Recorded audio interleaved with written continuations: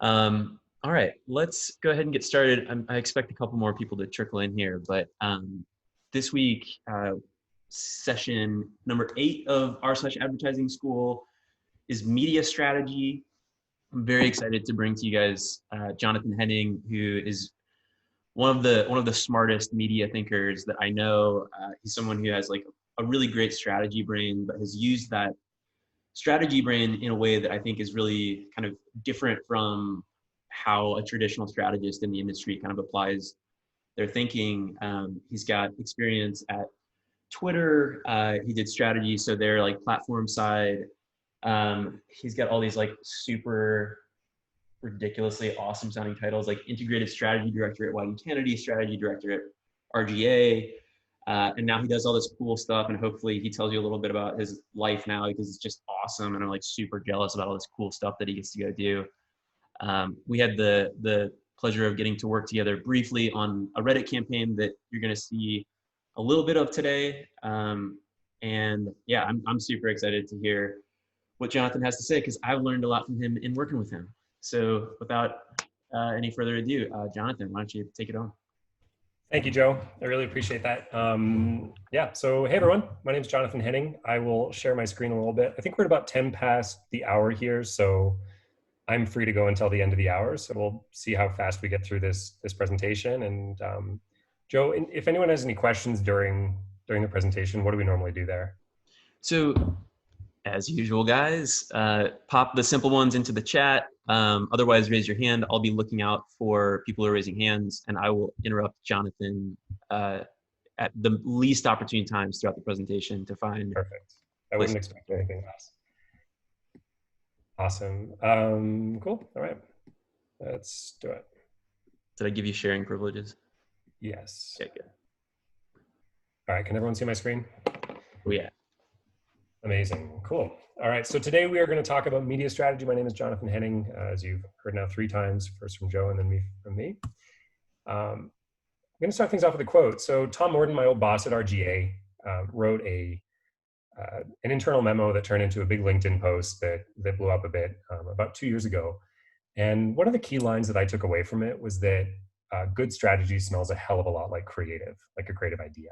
And so if we take that, what we're going to be talking about today isn't so much the technical aspects of media. If you want to learn how to buy ads on Facebook, there are great tutorials, and every single platform has pretty good knowledge bases on the different objectives that you can buy on, different ad targeting criteria.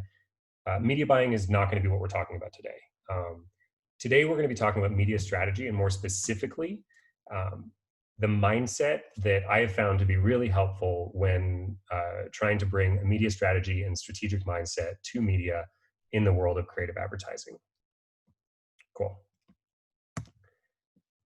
We'll talk a little bit about me, and then some sort of overarching things about media strategy, where you can become a media strategist, the paths into it, some ways that you can be successful at media strategy, and then we'll go into a Q&A, and then I will give you your assignment. So I'm both Canadian and American. I was born in Victoria, BC, Canada. I went to an art school called Emily Carr University of Art and Design, where I studied film and integrated media. I did a lot of like weird art films where I took 35 millimeter and I scratched it, and then I ran it through projectors, and then I cut it up again, and then I ran it through more projectors. And ultimately, that degree took me to a thesis project, which I did in Copenhagen. It was an incredibly depressing and not very good short film about relationships, but I had a very supportive girlfriend at the time who set up a screening and invited her friends, and I invited my friends. And there just happened to be this guy there who was a creative director at Ogilvy Activation in Copenhagen, and his name was Jacob Stolby. He gave me my first work in advertising. I came from a film background, so he hired me to make films. And for about 2 years, I made all the case study films for Ogilvy Activation in Copenhagen. Some of these were for cigarette companies, some of these were for the local bus company.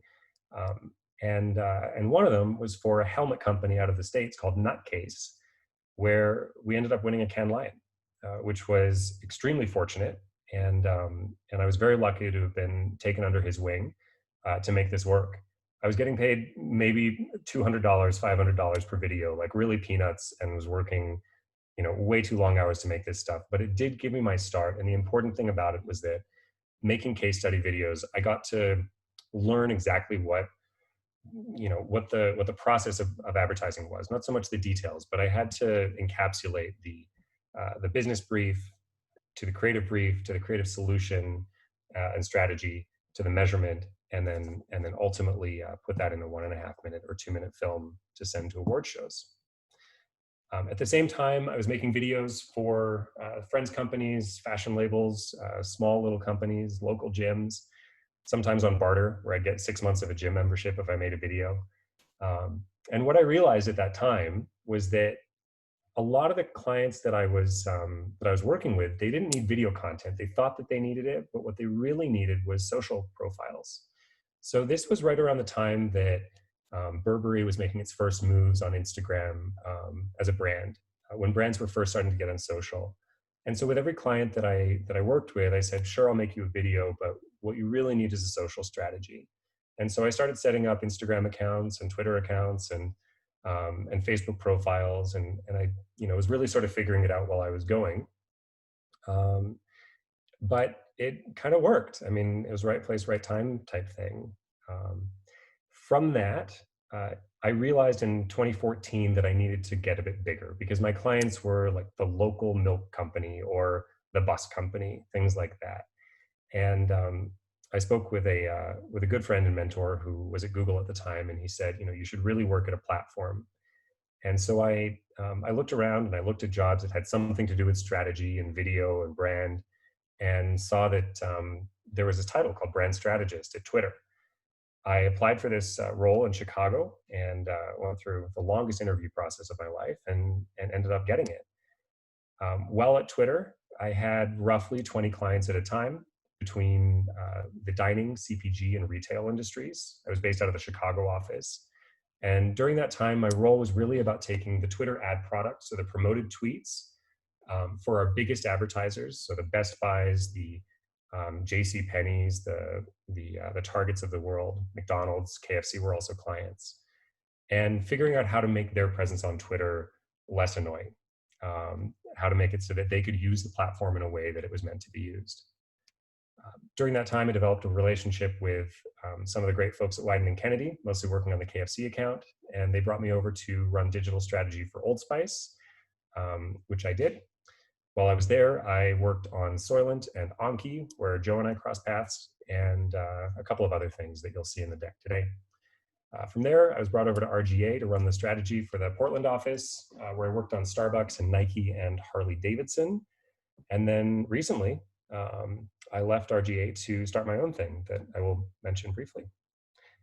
Just a quick note here, after the presentation, if you guys have any questions about like how I became a strategist or how I found working in creative agencies or platforms, feel free to reach out and you'll have my contact details afterwards. I'm happy to expand on this if you'd like. All right, so let's talk about advertising. I think it's important to get to like basics here.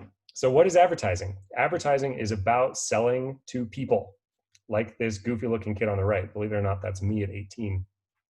I keep this picture just over here, and I look at it every once in a while whenever I'm advising my clients, because I think it's really important to remember that when we take a demographic and we say that we are advertising to males 18 to 34, they're human beings. We are selling company stuff that they have made that they believe is a good product to actual people.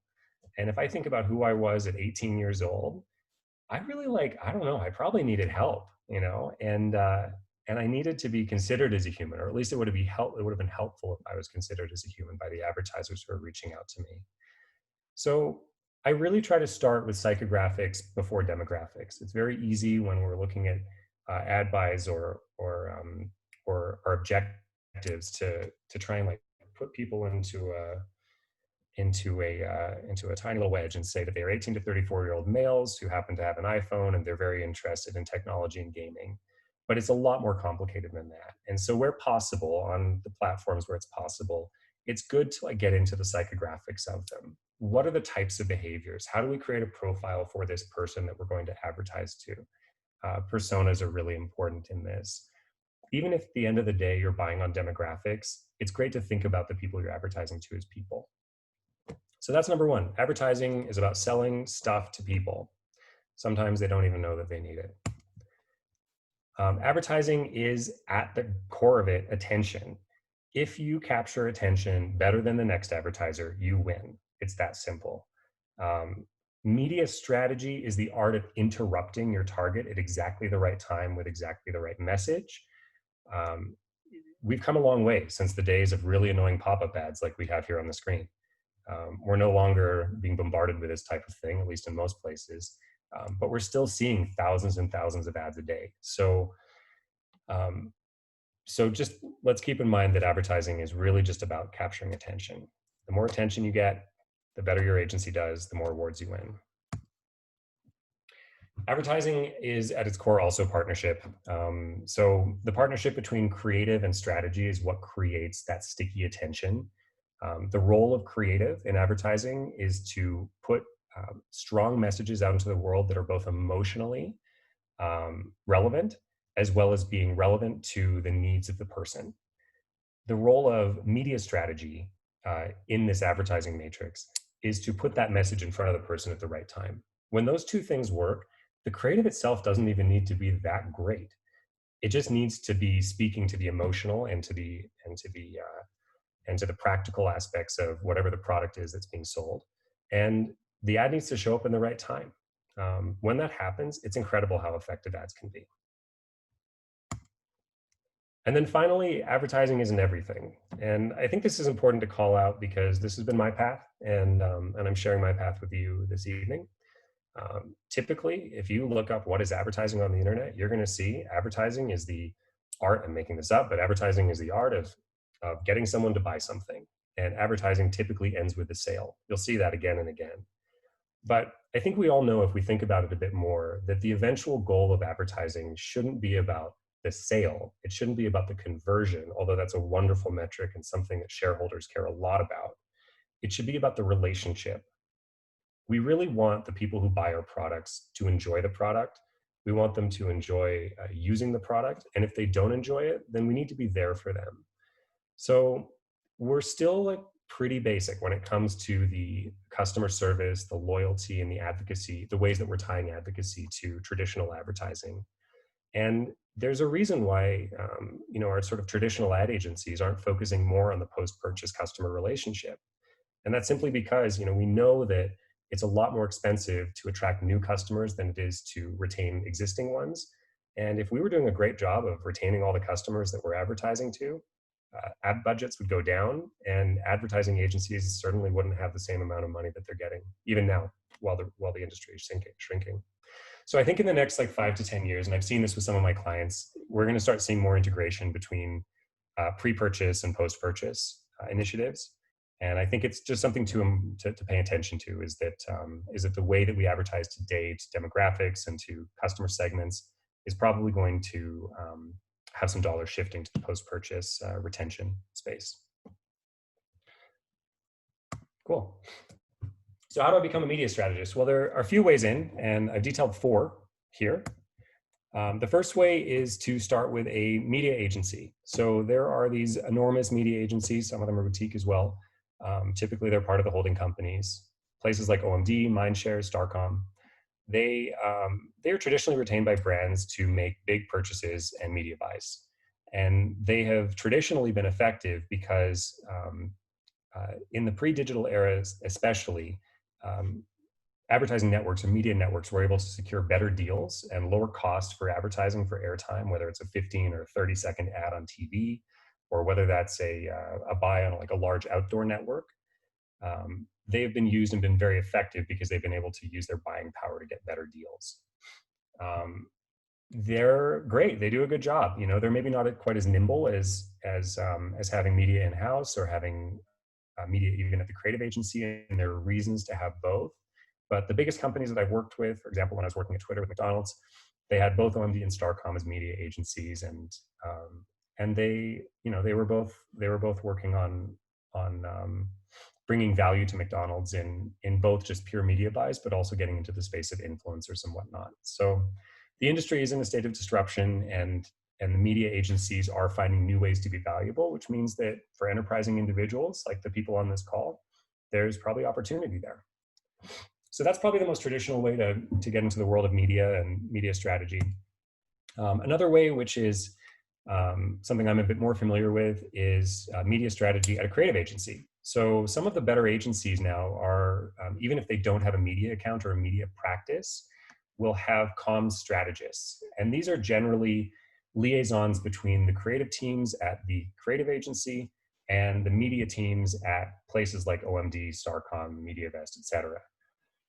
Sometimes the agency has the media business as well, like RGA or Wieden+Kennedy, in which case comm strategists are responsible for making sure that the strategy set by the strategic teams and the creative is going to eventually output into the right media space. I think this is a place of growth. More and more agencies are seeing this to be a good tool in the tool belt for them.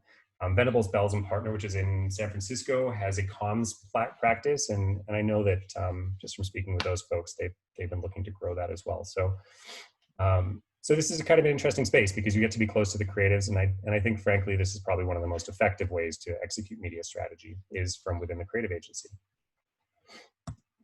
Number 3, and this is one that not a lot of people know about, and this is how I got into it, which is via the platform. So every single platform that you've ever seen an ad on has some kind of strategist working for them. This is what Joe did at Reddit. This is what I did at Twitter. And there are people from every single social platform and every single media network who are strategists for these media companies. These are not the same as salespeople. It's a different discipline. Typically, the strategists are the high touch folks who are bringing creative solutions to brands who want to advertise on the platform. These platforms can be places like Reddit, Twitter, Complex, but then also giant media groups like Viacom, where they have an enormous number of channels on which to advertise. It's an interesting space, and you get deep insight into the platforms. These strategists, as I'll mention in a bit, are also incredible tools for you if you end up working at a media agency or at a creative agency or at a brand. Speaking of which, the 4th option is to work in-house at a company.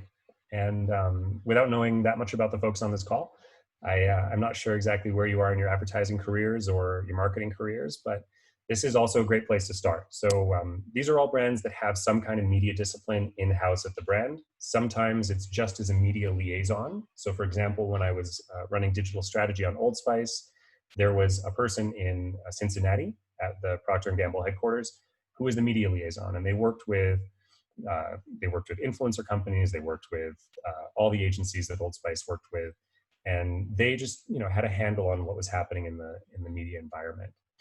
Soylent, before they retained Wieden+Kennedy, had someone who was running Facebook ads for them, and they were running media in-house. Same thing with Neo Financial, a small bank up in Canada.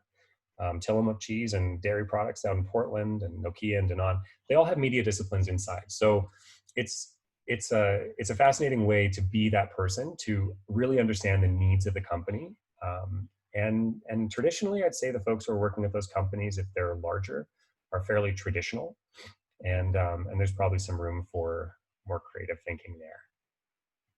Cool. So those are the 4 ways that I'm familiar with to get into media. Any questions on that, or should we just keep on going, Joe? Any sex? Wow, that was like impeccably timed. We just got so what are the skills or knowledges a media buyer needs, and does programmatic media buying remove the need for a media buyer? No, not at all. So the skills that you need are an open mind, and you need to learn how to learn. I mean, generally speaking, if you're starting off in media, buying specifically, you will start in some kind of associate media planner role.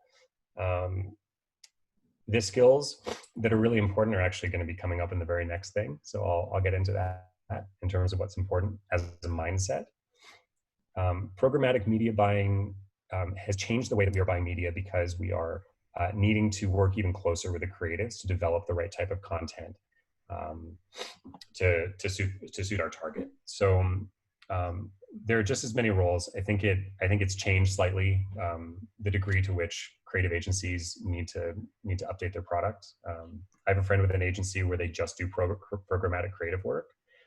They work with a media company, and their entire business is pumping out 100 versions of the same ad for programmatic.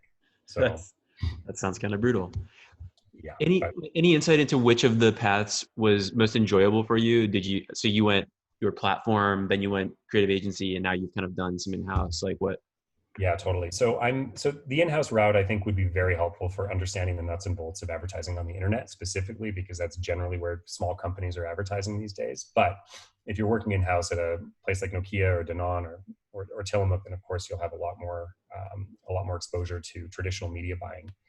I think that can be, they're all great roads, and I would probably recommend, if you wanted to have a career in media, trying out all of them. Because working for a company, there will be no substitute for understanding what the real business objectives are and how to tie those to a media buy and make sure that you have the right creative elements. So the only person who's going to care more about the company is going to be the business manager for that division. So that's going to teach you a specific skill set where you really are taking the company's best interest to heart. Whereas working at a creative agency, your responsibility is to your client, but it's also to the creative work. And, at Wieden, we had this expression, which is the work comes first. And the media planners there really followed that credo. So they had a responsibility to putting the work on channels where it was going to be seen and appreciated in the best way possible. For me, starting out a platform is what I did. And so my experience there, really getting to know the platform, to understand the culture of the platform, and then how to use that for advertising, I think was incredibly valuable. So, could I rate them 1 to 4? I'd probably say, yeah, start at a platform. It's great if you can. Or find some companies that you're friends with. If you have any friends who have an ice cream shop, then spend a couple $100 on ads on the internet and try it out and get to know the platforms there. Now we've got I actually have a quick question too. Obviously advertising is changing, and a lot of folks here are still in school, are going to inherit this kind of new world that we're facing, this new kind of climate. And it's a scary time. A lot of businesses are taking their work in-house. Creative agencies are competing in ways that haven't before. But one thing that you said that I thought was super interesting was you said the shift of dollars at different parts of the marketing funnel. Can you speak to that? And I know you touched on it briefly, how advertising is going to change. Could you speak a little bit to why folks on different sides are more expensive, and why we're going to see a shifting of that investment, and also what that might mean for the advertising landscape? Yeah, absolutely, Dan. So it simply comes down to the places that we're advertising. I can't remember the exact stats. If someone on the call does, please throw it in the chat. But I think it was 2 years ago that measured digital overtook traditional media spend, or at least it was supposed to be 2020. It's right around now that digital and measured media is overtaking traditional spend. And what that means is something really significant, which is that in the past, we would advertise to the ether. We would throw a billboard up and we'd expect that people would see it, and we'd say, okay, great. That's there. It's an impression. There are 100,000 people driving down this every week. We know that that's an impression, but we didn't know exactly who they were. We didn't know whether they'd bought from us before. We didn't know whether they had a good experience or a bad experience. And in the last 10 years, we have moved closer and closer to a closed loop system where, via marketing platforms like Adobe Marketing Cloud, for example, or Salesforce to some extent, we are starting to be able to develop a full picture of the entire customer experience, because we are able to measure the majority of our ad spend, and we sort of know how many times people are seeing our messages across 7 different platforms, for example. When that happens, it will no longer be acceptable just to advertise to people and expect that they're going to buy our products, buy companies' products that we're advertising, and then that we're going to just sort of ignore them again and advertise to them again, simply because of the numbers. Bain & Company has estimated that it is 10 times more expensive to acquire a new customer than it is to retain an old one. And the bean counters at places like the companies on the screen and other ones that you know and love, at some point just aren't going to be able to justify spending $7 million on on an ad campaign over 3 months if, if they could spend a tenth of that and retain those customers who are then going to be twice or even 3 times as valuable, according to Bain as well. So it's really just about our ad tech, which is becoming more sophisticated at identifying our customers in this closed loop system throughout the entire customer journey, that's allowing us to shift dollars toward customer retention initiatives and advocacy initiatives.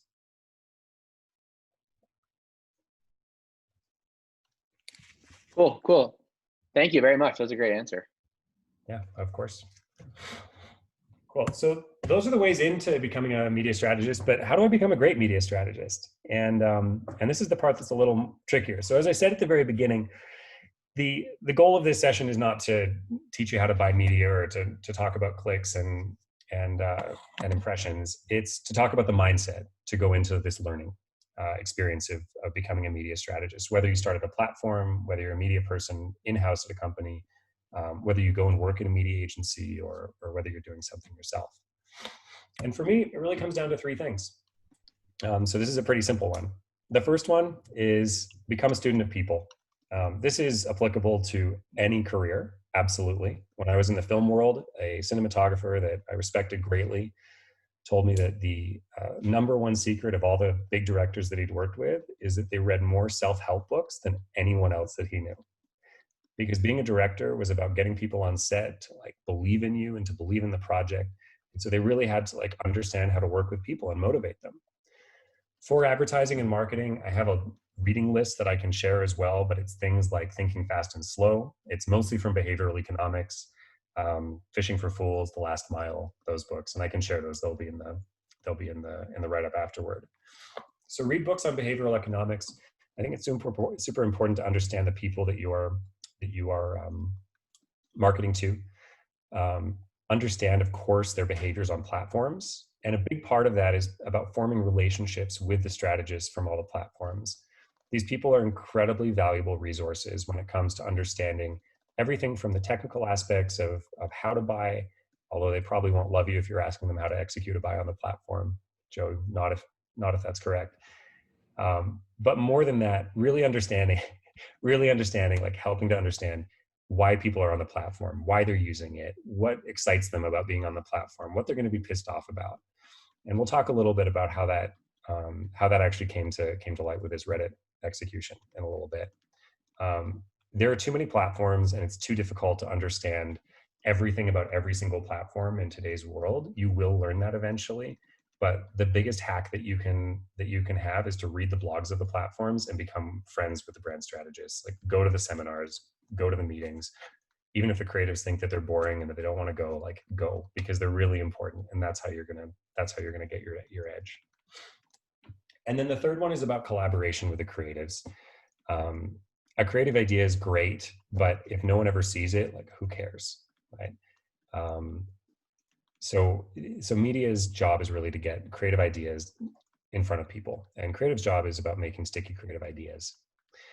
So I thought what I would do is go through 3 pieces of work from the past few years that illustrate how I, as a strategist and digital strategist, and in some ways comm strategist, was able to work with creatives to come up with good sticky placements.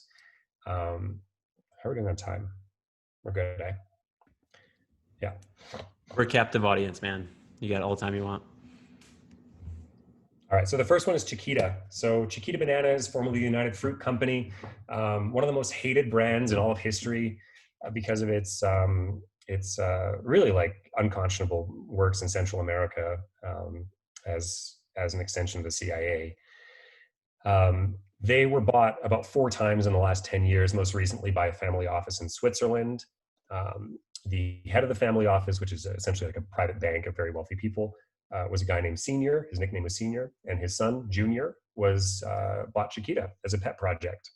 They thought it'd be fun, so they came to us at Wieden+Kennedy about 4 years ago, and they said, "Look, bananas are genetically identical.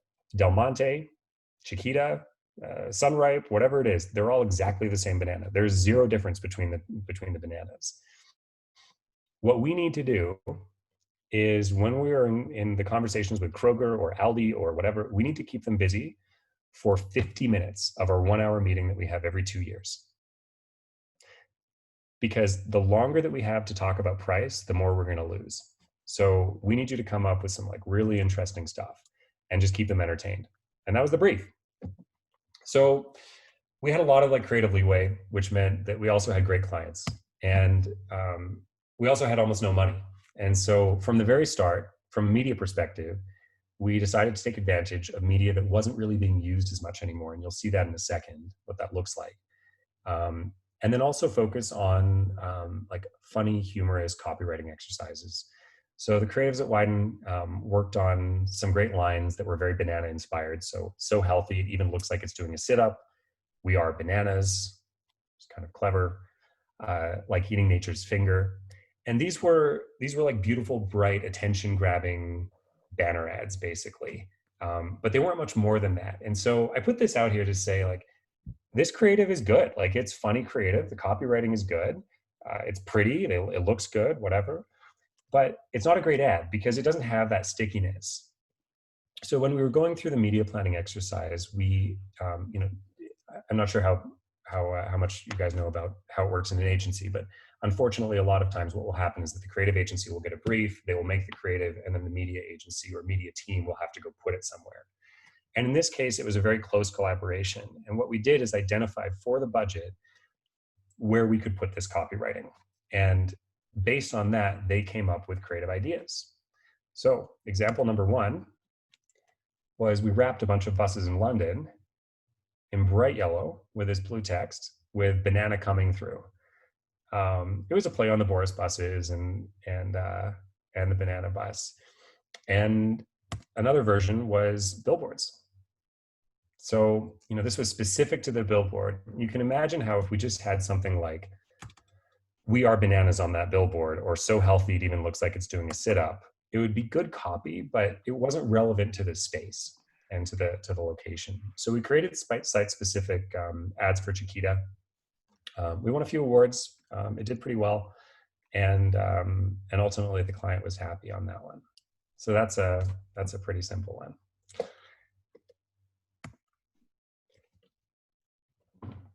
After the copywriting exercise, they asked us to think about something for the Produce Growers Association of America. This is an annual conference that happens. No one ever knows about it, but it's in New Orleans. And they asked us to make a stir because they wanted to capture, instead of getting away from the negotiations at the table, they wanted to capture more grocery stores. So they wanted to have a presence. And so what we decided to do was put this like iconic yellow banana into New Orleans and make it totally hard to miss. And so what we did is we created a Chiquita banana that was doing Segway tours through the city of New Orleans. We worked with the New Orleans airport to put bananas on carousels for all the flights that we knew were going to be coming in for both journalists as well as the sort of heads of different produce companies. At some of the hotels, we got the receptionists to dress up in banana costumes. And then we planted quite a few people, like exercisers, with bananas in their baby strollers. So in this case, we were just using the banana as a way of attracting attention in the space.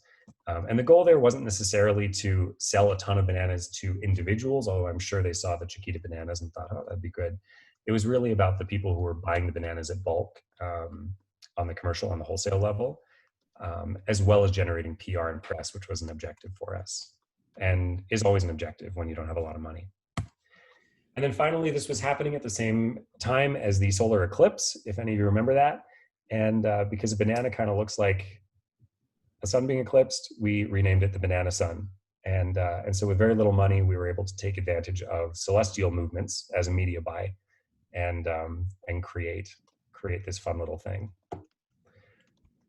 Hey, Jonathan, I'm like cracking up on me over here, but a question from the chat. Was there a particular insight that drove this work? Right. So there were two things. Like, one, in terms of the client brief. The client brief was do really outlandish things that are going to be funny and that we can show our wholesale purchasers. The insight was that bananas are funny. And I think like one of our one of the things that we had to be careful of is that, the Chiquita Twitter and Instagram is being blown up by activists all the time, talking about the United Fruit Company and how it created instability in Central America. It's the same logo, it's the same brand, but it's a different company several times over. So we wanted to lean in hard on humor, get away from Miss Chiquita, who I think probably is going to be falling by the wayside, just like Aunt Jemima over the last couple of weeks. So really focus on the humorous nature of bananas. Bananas are funny. Such an amazing strategy line. Sorry? But bananas are funny is such an amazing strategy line. I feel like the best strategy lines are like 3 words like that. Cool. So let's talk about Soylent. So when I joined Wieden+Kennedy, I think my second week, I was asked to help out in a pitch for this weird little food brand. They thought they were food.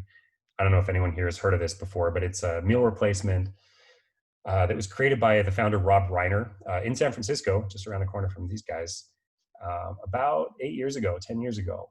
And Rob Reiner was working on a telecom project. He hated having to shop for food, so he wanted to put as many calories as possible into the smallest possible container. And so he ordered everything that he thought he needed to eat online and then started blogging about it. It blew up. Vice did an article on it. And there was this loyal group of Soylent fans, and it became a bit of a cult. r/Soylent is the metonymous subreddit for all meal replacement drinks. It's still a big deal, although the company's been struggling since they left Wieden. But yeah, it's a meal replacement, and the brief is that they had this incredibly loyal group of followers that had been with them since the beginning. They hated all the changes. They didn't like when an ad agency was retained. They didn't like the new products. They just wanted this pure thing. And at the same time, Soylent needed to expand. They needed to grow. And so they needed to figure out a way of growing and attracting new audiences while retaining their core customer base. And that was our brief. So what we did is we thought, how can we appear not too grown up for this core? How do we still appear cool? And so what we did is we investigated the Soylent audience. We ran through some media targeting programs and used our email database. And we figured out what we already knew, which was that they were generally tech early adopters. They were fairly forward thinking in their attitudes toward companies and the internet and food and whatnot. And so we thought, what's the most obscure thing that we can do? And so we created a darknet marketplace built on Silk Road, on the version 1.0 of Silk Road. We called it Soyroot. And we listed rare Soylent goods, gold adorned paperweights, mystery flavors, even t-shirts and buttons that were impossible to get or buy otherwise unless you met one of the founders and met one of the people who worked there. We put it up via an onion router. You could only pay with Bitcoin, and we advertised these rare products. We launched it with an email to our first 1,000 customers at about 10 a.m. It just said, hello, fellow human. Here's a present for you with an onion address that said Soylent in it. And in about 36 hours, almost everything except for the gold adorned paperweight was sold out. This ended up being the most effective in terms of return on ad spend campaign that Soylent has ever done, because we happened to run this about 2 weeks before the big spike in Bitcoin. It was about 350. When we launched the campaign. They sold out, and then 2 weeks later it went up to about 14,000. So a bit serendipitous timing there, but it was a fun way of showing our current customers that we were still with it and that we weren't afraid to do weird things. And then finally, Anki. So this is where Joe and I crossed paths at Reddit. Anki was a robotics company. It's now been absorbed into another one. They made a little robot called Cosmo. Their brief to us was pretty similar. They wanted to figure out how they could expand their audience while also staying true to the core. And so for the core, what we did is we had a one-to-one communication program where we were releasing dev packs to them and helping them feel like they were being listened to. But we also wanted to focus on a community that we thought would help broaden the appeal of Cosmo and show the capabilities of Cosmo. So we worked with Reddit and through an intensive strategy process to identify a way that we could have Cosmo really feel a part of Reddit. We wanted to lean into the community there and and to make them feel like Cosmo was like worth paying attention to and an authentic part of it.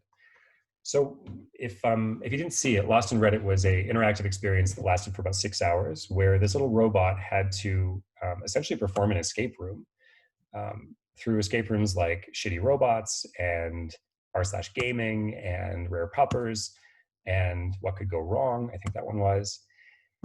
In each of those rooms, he had to go and move cubes, which is his main function, in order to escape the room. We also had a band playing via green screen, where we took all the music that was in all of the rooms and then ended up putting it on SoundCloud as a playlist. And all that together ended up being more worthwhile for us in terms of earned media than it was in terms of spent media, paid media. And this is really what I want to say about this, is that each of these campaigns had a significant focus on generating earned PR media versus just a paid media component. And media is absolutely going in the direction of needing to work with creative to put campaigns into place where press and like actual news is going to pick it up. If you think about KFC's strategy over the last 6 years, it's been make news every 2 weeks. That's it. So that's why you see their work in the news a lot. This is where media needs to go. It's not the two separate silos of paid media and earned media. When we're thinking about paid media, there needs to be an earned media component in every execution. All of these projects were capable because of a few things. So we understood that advertising is attention and media is interruption. We wanted to interrupt people at the right time in a way that was going to make their life better. In Chiquita's case, everything that people saw, I think, made them happier, made their day a little better and brighter. All of these, all these sort of ad campaigns came to light because of really strong partnership, either between the creative teams and the media teams, or between the platform teams and the creative teams and the media teams. But it was really about working together and making sure not to fall into the trap of a waterfall process of creative teams making the creative, giving it to the media for them to then go and like execute with the partners. All of this work had great clients, very trusting clients. The brief from Chiquita was amazing. Soylent gave us the keys to the kingdom, and Anki trusted us in an enormous way in order to do this work. And then also, I'll just say it again, great executions need to have earned potential built into them. So whenever you're doing any media planning, and you'll see this in the assignment as well, there needs to be earned potential for the work. Okay, cool. I think this brings us to Q&A. Spoken like a true Wieden+Kennedy man. Would you go ahead and unshare your screen? Mm-hmm. And folks, go ahead and do the hand raising thing. I will I'll unmute you as questions come up. To start, Joffrey asked a good one that I think he asked it particularly in reference to Soylent, but I think this is something that is probably worth broadening the question out to. The question specifically was, what was the research process for Soylent? And I think perhaps some of the kind of driving intent behind that question is like, you do something crazy like build a Dot Onion store for a brand of like pre-made drinks. Like that's an out there idea. What's the process for arriving at an idea like that also is like deeply strategic and pays off for you? Yeah, it's a great question, and it's a hard question because the answer is going to be disappointing. Just like a shit ton of research. I'm sorry, like for the language, but it's really like knowing the company better than they know themselves. It's knowing their customers better than they know their customers. And for me, this is why I'm saying it's a hard thing to answer. For me, it's always just kind of appeared. It just seems obvious, and like that quote in the very beginning of the presentation, a good strategy smells a heck of a lot like a creative idea. When the darknet came about, when that onion router thing came about, it was really because I think it was an amalgam of like spending a lot of time on r/Soylent, looking in the forums in Soylent, and then just sort of seeing that they wanted to have these items. Like all the core customers really wanted to have these items, and so they had this need, and we wanted to fulfill that need, but we didn't want to give it away too much. And so We just thought, how can we use this in some way? I think we could have also probably done like some giveaway or contest or something, but because we wanted to be cool, actually, we just wanted to do something that was like a little out there. So in that case, it's that type of research. In some of my later work with Starbucks and the work that I do now, especially, like there's a lot of ethnographic research. So I spend time, either with focus groups or building surveys or doing a lot of like digital survey work in order to ask specific questions to gather as input. But at the end of the day, I mean, if you understand the company better than the company understands itself, then it has to come from the same place as a creative says, this is a good idea. This is a funny idea. And it's okay to do that as a strategist as well. It's harder to justify, but it's okay to do that. You're right. That is a really hard answer. But that's it. Yeah, I think that's exactly it. Here we go. Now I'm getting the questions. Adetunji, I'm gonna unmute you. Hi. It was a great talk, Jonathan. It was really great to hear from you. My question is, could you talk a bit about the process that you and Joe went through for Anki? I'm quite confused as to what the difference between a strategist at a creative agency and what a media strategist does differently in terms of how that whole campaign and idea came to execution. I understand it starts with research from your last answer, but I'm not quite sure what happens in the middle. Yeah, for sure. So great question. The Reddit activation occurred because we knew that we didn't have enough money to go big on every single platform. And I could say this applies to other digital executions. When I was on Old Spice, we did a big digital execution every year. It was typically on a different platform every year. Twitch has become a bit of a favorite more recently, but we knew that we needed to pick a platform. We couldn't just do one thing across many platforms. And so the bulk of my strategic work was identifying the right platform to activate on for Cosmo. They already had a Facebook strategy. We didn't feel like it was focused enough for this work. We didn't feel like Twitter was focused enough. And after looking at the demographics and some of the research that Joe had shared with us on Reddit, I was able to make the argument to the entire team at Wieden for the Anki project that we should focus on Reddit. So that was really where like I did most of my work. Where Joe came in on that point was, first of all, helping make that argument, but also like knowing everything about that platform.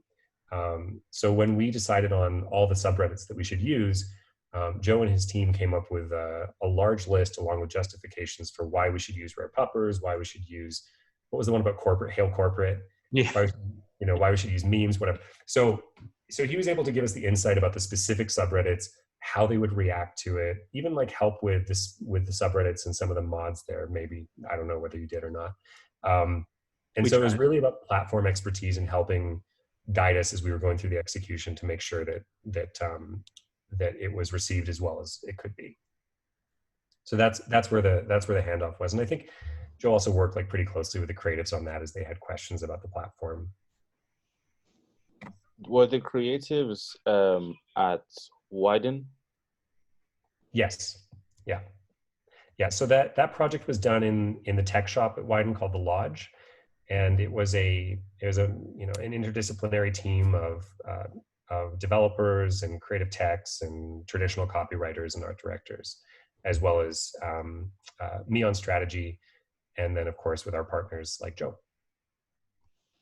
Oh, great, thank you. Yeah, you're welcome. Joffrey, I'm gonna unmute you for your question. Sorry, picking on you in the chat. No problem. Question's kind of lame, but I'm looking at an agency right now that innovates a lot in chatbots.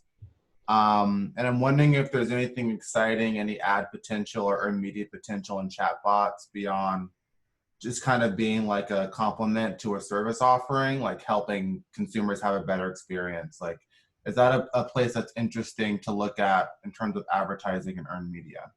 I think so, big time. So chatbots clearly have an enormously helpful role. in the areas of post-purchase. So, or even like purchase decision, but I think less so. In post-purchase, that's where I think that they've proven their worth.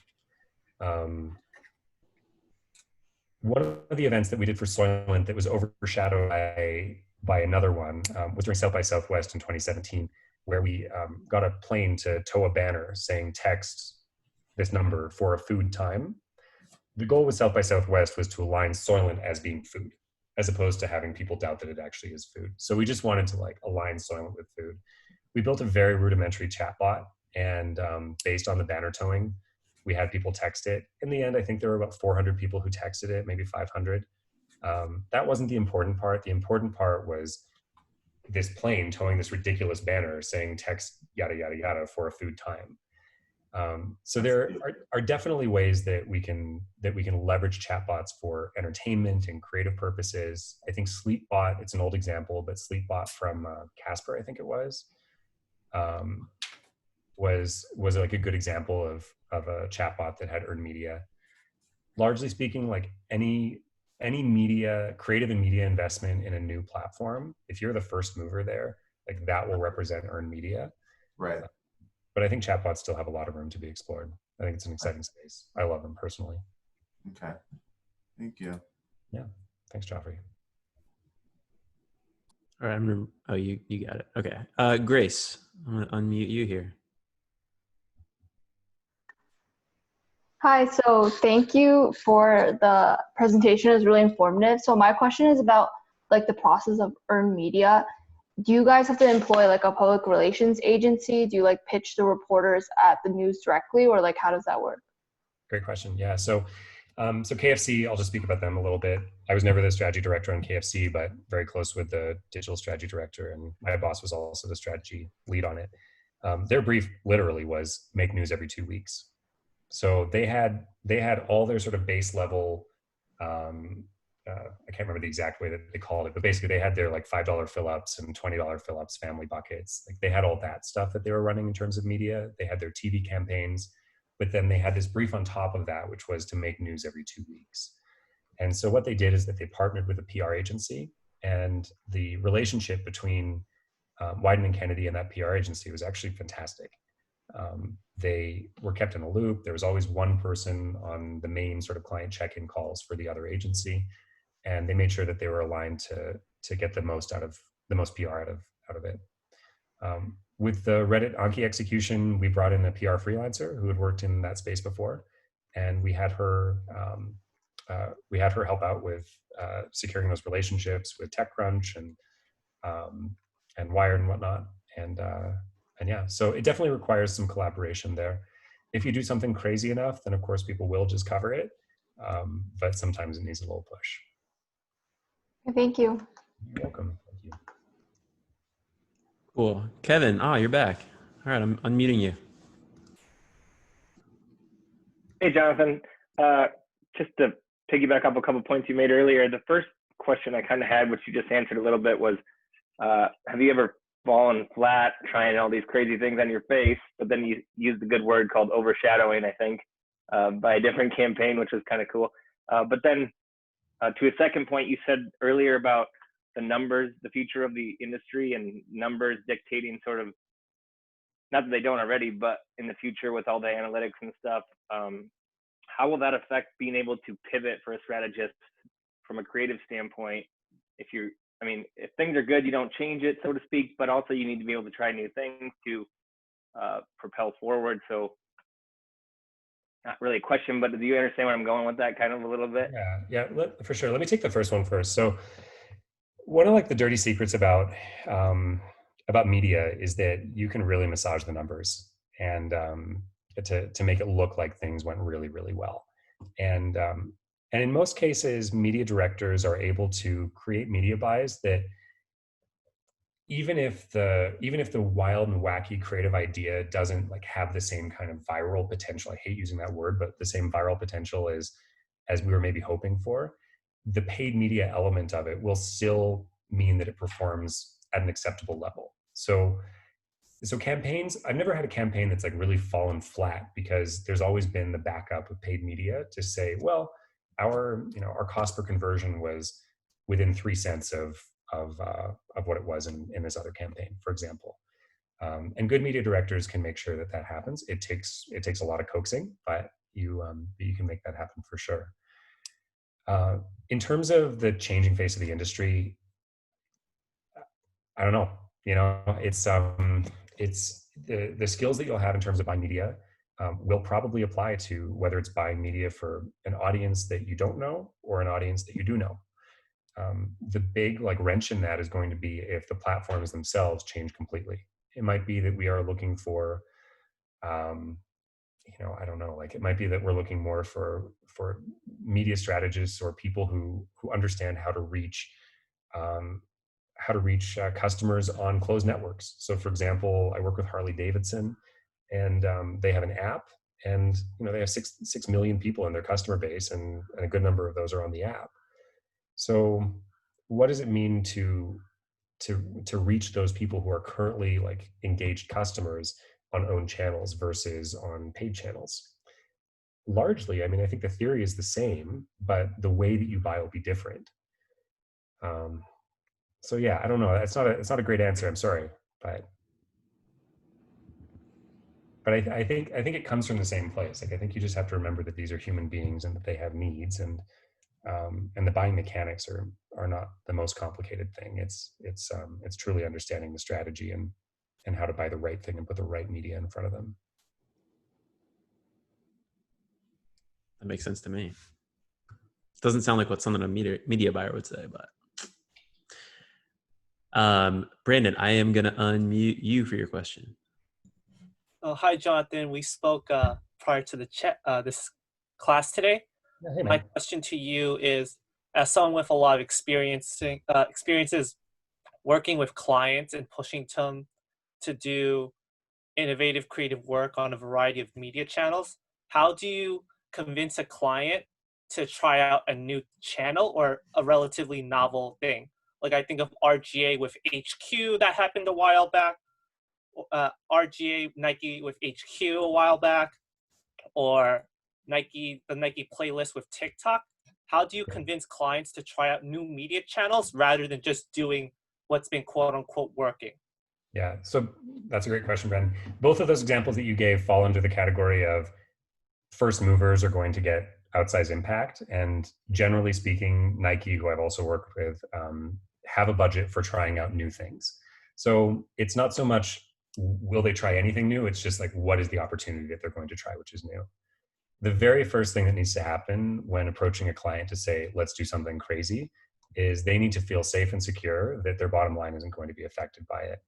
And so if we know that our customer acquisition cost is $65 and, you know, it has been historically for the last 6 months, then we need to more or less guarantee them that that customer acquisition cost isn't going to go up based off of, as a result of trying out this new media channel. The other thing that I'll talk about is like the value exchange model. And so something that I try to do with my clients now in my consulting practice is help them see that there's more value to a customer than just the purchase. You know, you can get money from a customer, but you can also get advocacy from a customer, which is earned media and word of mouth, which is very valuable. And you can also get data from a customer. And those three things are all very valuable. Presenting the value opportunity to your clients in a way which goes beyond just the metrics that they're currently using, I think can also help them see the advantage of doing something like HQ or TikTok. Thank you. Yeah, but cover the basics. Make sure that that's all there. I will add, having spent lots of time trying to convince brands to get on Reddit, which raises a lot of eyebrows in a lot of like brand conversations, that the tool that like won over the vast majority of brands in rooms was stories that helped them understand the human insight of like what value people got out of the platform. So I really think it comes back to like one of Jonathan's like first points, that like understanding the people, understanding their behavior in these spaces, and then being able to kind of explain what that intersection point is between the stuff those people care about and the stuff that your brand represents.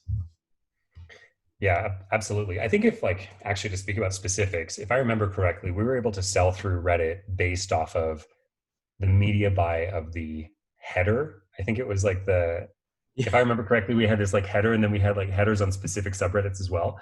And we knew based on traffic that we were going to get X number of million of impressions. Like that was kind of it, because then we could say we're going to get this many million impressions on Reddit during that time from an audience that is of higher quality than other social platform audiences in terms of their engagement. And at that point, it was kind of a no-brainer, because we're like, oh, like we're spending the same amount of money for the same number of impressions, and we get to do this cool thing. As a media planner, you will find that platforms like Reddit historically are more flexible than platforms like Facebook or Google AdWords.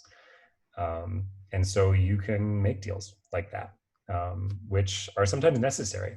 I mean, I think, Joe, maybe you can speak to the creative value of having done Lost in Reddit. I mean, I think what we pioneered on that was the live chat feature. I think that was the first time we'd ever used the comments section as a live chat, if I'm not mistaken. It was both that, and it was the first live stream that we had run in an ad, I believe, or first interactive live stream, something along those lines. Yeah.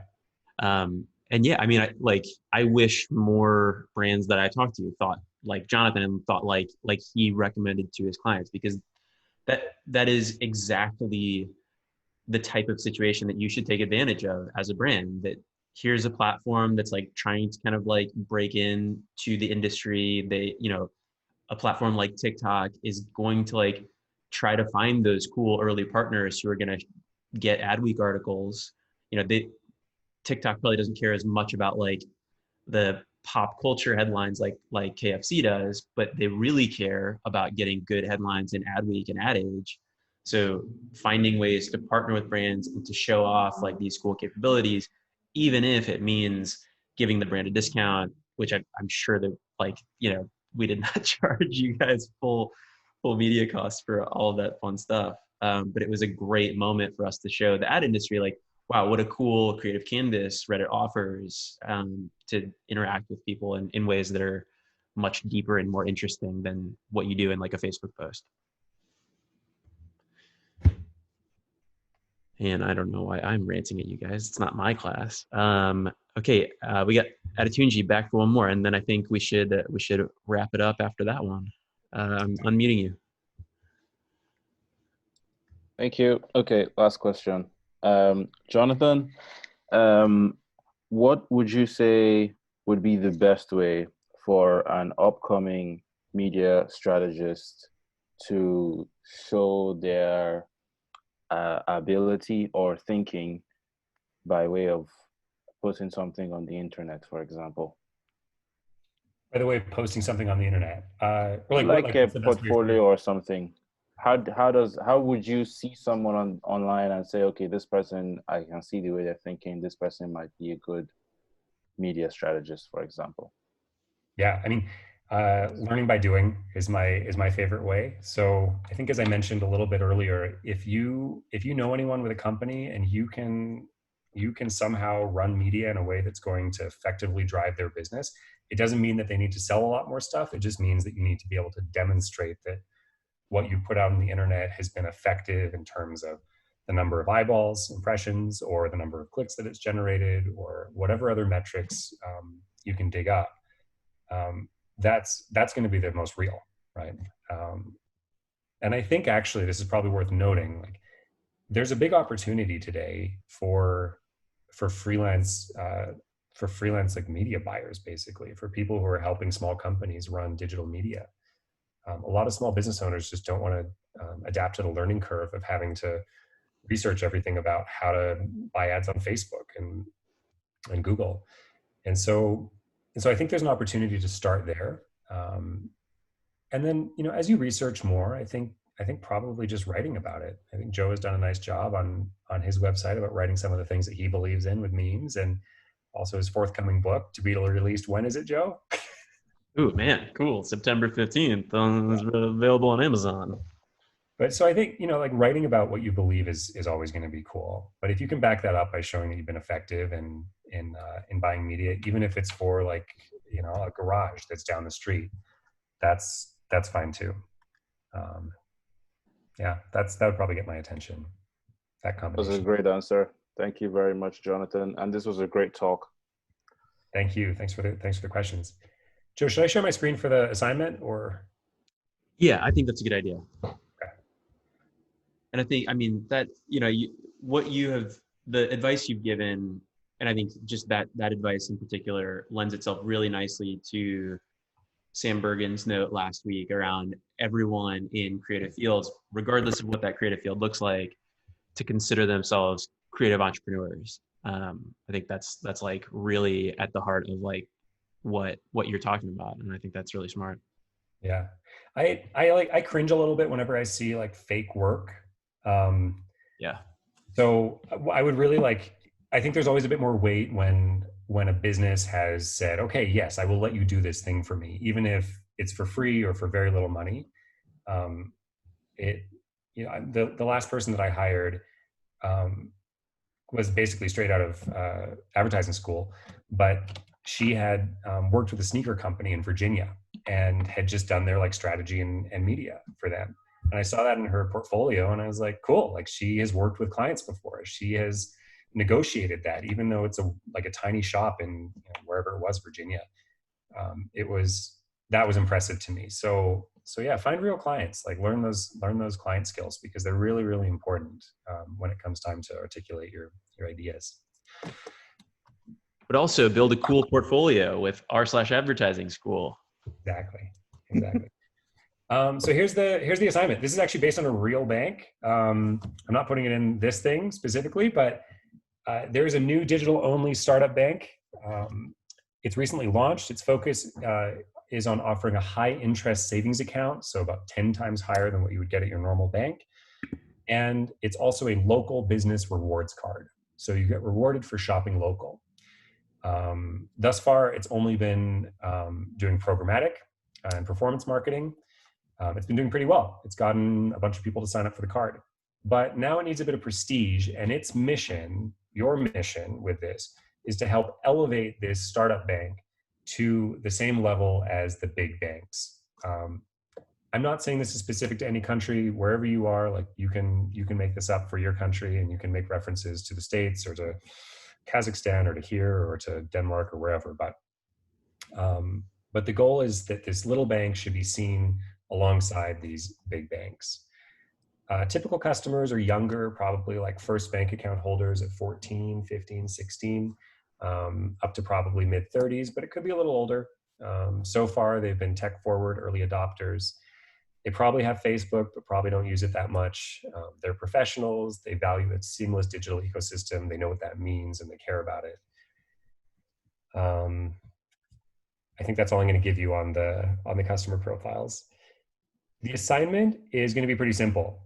I want a recommendation of one platform for a big marketing push. So if we think about the way that we chose the dark web for Soylent, or the way that we chose Reddit for Anki, figure out a platform. Where are we going to show up big for this startup bank? And in the assignment, what I would like you to do is describe why the platform is a perfect fit for this bank based off of these very in-depth customer demo and psychographics that I've given you. So describe why it's a perfect platform for this bank. Also supply some platform behavioral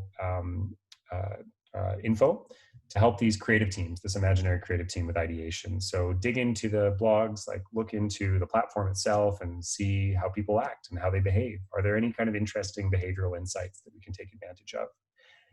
And then finally, provide one or more creative thought starters. So you can just provide a big idea, but generally as a strategist or as a media comm strategist, we provide creative thought starters. So it's like, what if we were to, let's say we chose billboards. I'm not saying you should do that, but you can also do that if you want to. What if we were to buy every billboard next to every big bank? I'm not saying that's good. I'm just saying like that's a creative thought starter.